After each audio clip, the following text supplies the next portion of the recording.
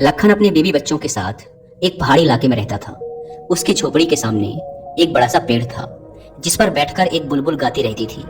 एक बार की बात है, बुलबुल के बच्चे हुए और जब बुलबुल के बच्चे उड़ने लायक हुए तो वह उन्हें उड़ना सिखाने लगी। एक दिन वह पेड़ से उतरकर लखन की झोपड़ी के सामने बच्चों को उड़ना सिखा रही थी, उन्हें दाना चुगना सिखा रही थी, उनके साथ खेल रही थी। लखन भी अपने 3 साल के बच्चे को अपनी गोद में लिए ये सब देख रहा था। अचानक से वह बच्चा बार बार जिद करने लगा कि मुझे बुलबुल का बच्चा लाकर दो। लखन अपने बच्चे के मोह में पागल हो चुका था। वह अपने बच्चे के लिए सब कुछ करता था। बच्चा जो भी मांगता वह उसे लाकर देता था। लखन ने धीरे से अपने पैर में पहनी हुई चप्पल हाथ में ली और उसे जोर से एक बुलबुल के बच्चे पर फेंक दिया। बुलबुल का बच्चा वहीं जमीन पर गिर पड़ा। उसने बुलबुल के बच्चे को उठाकर अपने बच्चे को दे दिया, लेकिन उसका बच्चा उस बुलबुल के बच्चे के साथ करता भी क्या। वह बुलबुल का बच्चा ना तो बोल रहा था, ना फुदक रहा था और ना ही उड़ने का प्रयास कर रहा था। अपनी गर्दन को एक तरफ लटकाए बस पड़ा हुआ था। वह बच्चा उसके साथ क्या करता। थोड़ी देर उसने उसके पंख देखे, उसका रंग देखा, उसे हिलाया डुलाया, लेकिन वह बुलबुल का बच्चा तो अपनी गर्दन लटकाए निष्प्राण पड़ा हुआ था। उस बच्चे ने उसकी आंखों में अंगुली डाली, उसकी चोंच खोलनी चाहिए, उसे दबाया और फिर उसके पैर पकड़कर उसे आसमान की तरफ उछाल दिया। वह बुलबुल का बच्चा धड़ाम से जमीन पर आकर गिर पड़ा, क्योंकि वह तो पहले ही मर चुका था। लेकिन बच्चा तो बच्चा ही है। उसने उस बुलबुल के बच्चे को बुरी तरह छत बिछत कर दिया, उसके सारे पंख नोच डाले, उसकी गर्दन मरोड़ दी। और लखन यह सब देख रहा है। वह यह सोचकर खुश है कि बच्चा खेल रहा है, लेकिन यह सब देखकर उसके अंदर जरा भी दर्द, जरा भी रहम नहीं आया। क्यों? क्योंकि मोह में इंसान इसी तरह अंधा हो जाता है, जड़ हो जाता है। मोह इंसान का बहुत बड़ा शत्रु है। यह उसे अंधा बना देता है, उसके अंदर निर्दयता और जड़ता लाता है और मनुष्य अपने इस अंधेपन का शिकार होकर इतने अधर्म इकट्ठा कर लेता है कि जब उसका हिसाब देना पड़ता है तो कहता है कि मैंने तो कुछ किया ही नहीं। यही अंधापन है और यही जड़ता है मोह की। जिस प्रकार महाभारत में धृतराष्ट्र अपने बड़े पुत्र दुर्योधन के मोह में इतना अंधा हो गया था कि उसे दुर्योधन के सभी बुरे कृत्य उसकी नादानी और बचपना प्रतीत होते थे। और मोह में इंसान के साथ अक्सर ऐसा ही होता है। अगले महीने बरसात का मौसम आया, लेकिन बुलबुल डर के मारे अगले कई दिनों तक उसकी झोपड़ी के सामने वाले पेड़ पर भी नहीं आई। लेकिन 1 महीने बाद जब उसके बच्चे बड़े हो गए, उड़कर दूर चले गए और वह अकेली रह गई, तो फिर वह आने लगी और फिर से गाने लगी।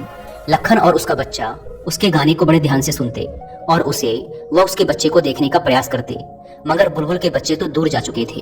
वह अकेली थी। एक दिन अचानक बरसात शुरू हो गई और पूरी रात बरसात हुई। घर में कोई राशन नहीं था, इसलिए अगली सुबह बरसात रुकते ही लखन राशन और खाने पीने का सामान लेने बाजार चला गया। घर में सिर्फ पत्नी और बच्चा थे। अभी लखन बाजार में सामान ले ही रहा था कि फिर से बारिश बढ़ने लगी। चारों तरफ काले घने बादलों ने पूरे आसमान को ढक लिया और तेज हवाओं के साथ अचानक बादल फट गया और इतना पानी गिरा कि लखन की झोपड़ी का नामो निशान तक मिट गया। ऐसी मूसलाधार बारिश हुई कि उसकी झोपड़ी, उसकी पत्नी और उसका बच्चा सब बह गए और पता भी नहीं लगा कि बहकर कहाँ चले गए। लखन बाजार में ही फंसा रहा।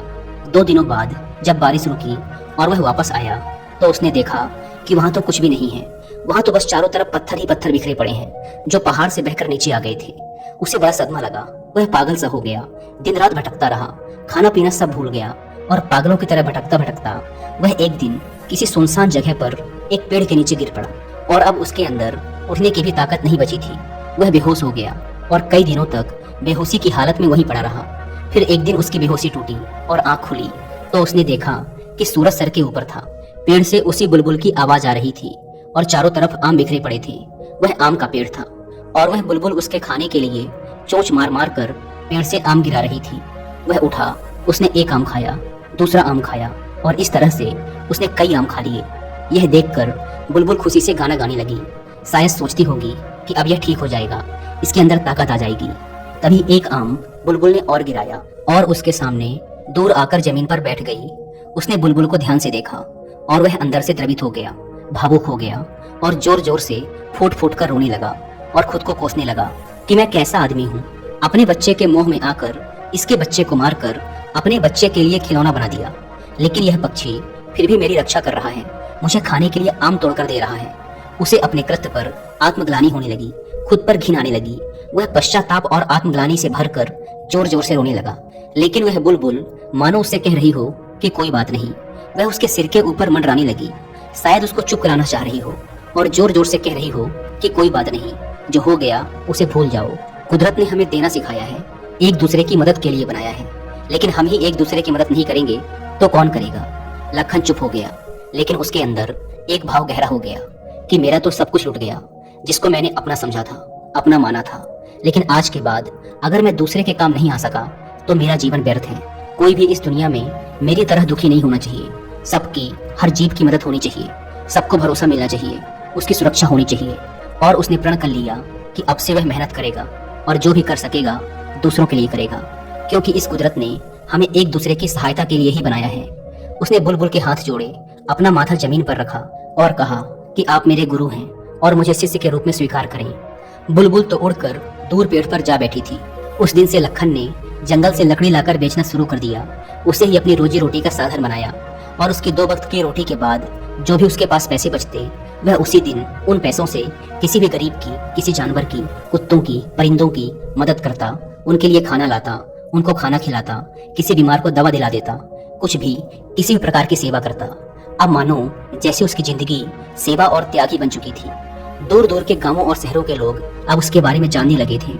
सभी को यह पता चलने लगा था कि कोई ऐसा एक व्यक्ति इस इलाके में है जो किसी भी प्रकार की सेवा और मदद के लिए हर पल तैयार रहता है। धीरे धीरे दूर इलाके के लोगों ने उससे जान पहचान बढ़ाई, उसको एक बड़े समारोह में बुलाया, उसका खूब मान सम्मान किया और उसके साथ मिलकर सेवा करने का प्रण लिया।